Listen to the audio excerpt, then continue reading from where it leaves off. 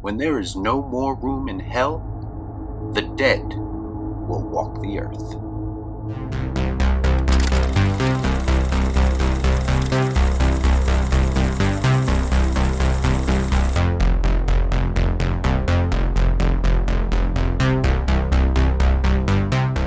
Before I get started, I'd like to kindly ask that you hit the like button, and please subscribe to the channel for more content just like this. Come on. Do it! Do it! So it's been a little while since I've done a retro review, and with Army of the Dead coming out, I felt like it was a good time to revisit Zack Snyder's first foray into the zombie genre with 2004's Dawn of the Dead remake. Zack Snyder gets associated with the DC stuff a lot lately, and rightfully so, but the truth is that I liked his work long before that, when he did movies like 300 or Watchmen, and yes, Dawn of the Dead as well. This might be considered a hot take because I do preach about the importance of originality on this channel a lot, but there are 3 horror remakes that I believe did the remake thing the correct way. Move this man! And I swear by these 3 movies, and they are 2003's The Texas Chainsaw Massacre, 2006's The Hills Have Eyes, and 2004's Dawn of the Dead. In my opinion, what makes a good remake is when someone takes the general concept of the original and reshapes it and kind of makes it their own. It's much easier for you to set out to make a movie that's going to be its own thing, and I think those 3 movies I just mentioned did just that. You see, the original Dawn of the Dead from George Romero is regarded as a classic because of its social commentary and how it revolutionized the zombie genre. When Zack Snyder remade Dawn of the Dead, he didn't try to do what Romero did. He came out and tried to revolutionize the zombie genre in his own way. Sure, the social commentary is turned way down, but the intensity and the brutality is turned way up, in my opinion. Zack turned his Dawn of the Dead into a more fun and horrifying experience. So much so that I actually consider Dawn of the Dead 2004 to be my favorite zombie movie. Fuck me, right?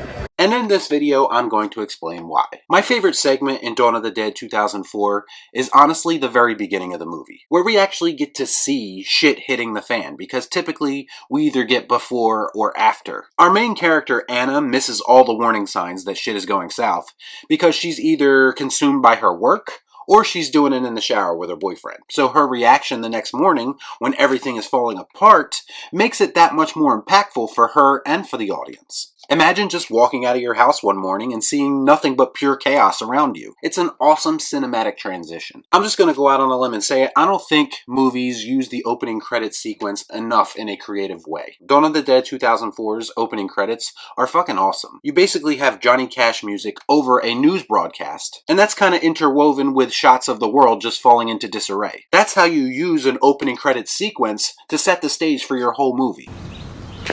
That makes sense. I want to talk about the characters for a moment because there are some very memorable characters in this movie. All the characters could have very easily been just cliches, like they would be in any other lesser horror movie. But Zack Snyder actually takes the time to give each one of them some purpose. Each one gets these little moments throughout the movie to reveal more about themselves. Take the character of CJ, for instance. He's actually one of my favorite characters in the whole movie. In a modern movie, this character would be a stereotypical racist asshole with no redeemable qualities. But in Dawn of the Dead, yes, he starts off as an asshole, but as he develops relationships and bonds with the other characters, he slowly starts to turn into someone that's much more likable. He becomes a team player, and he even goes as far as to sacrifice himself to save everyone else at the end of the movie. He's a flawed character for sure, but he comes through in the end and actually redeems himself. Damn right, that's the only way I work, Cap. That's the difference between these characters and how most characters are portrayed in similar movies. Even the zombies themselves, which are terrifying simply because they run fast, but they take the time to address the rules for these zombies in this universe, and those rules help push the plot along later in the movie. They address things like how to kill them, what attracts them, what doesn't attract them. They briefly talk about why they're all going to the mall and talk about how it's just instinct from when they were alive. I always thought that was a nice little nod to Romero's commentary without leading too much into it. And most importantly, there's no convoluted explanation for why these zombies exist. Movies today have the habit of explaining too much and spoon-feeding the audience all this information. I myself find it more satisfying when they give you just enough to keep you interested, but they trust the audience to make up the rest on their own. It just gives you something to think about every time you watch the movie. I want to ask you a bunch of questions.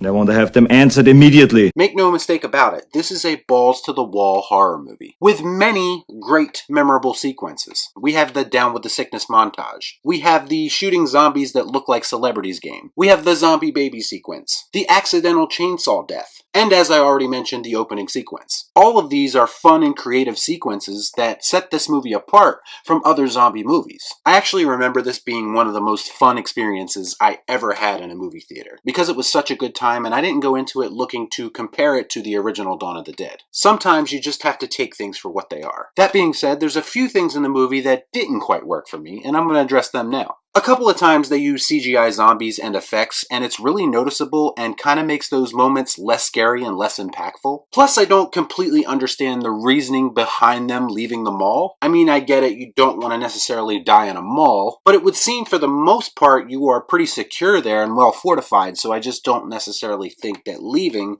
was the best option. What an idiot!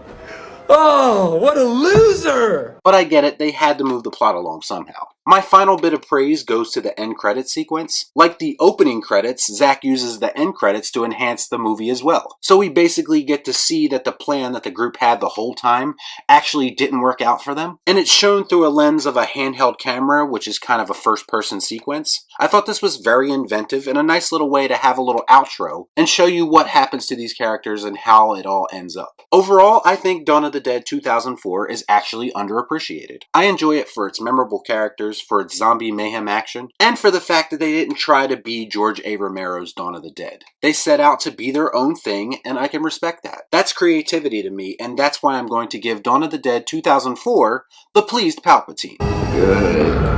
Good. So if you've seen Dawn of the Dead 2004, let me know what you thought about it in the comments down below. As always, please like, comment, share, subscribe to the channel, hit that bell for notifications, and I'll see you next time right here on Real Shift. Thanks for watching. Peace out. Y'all be cool. Shut up.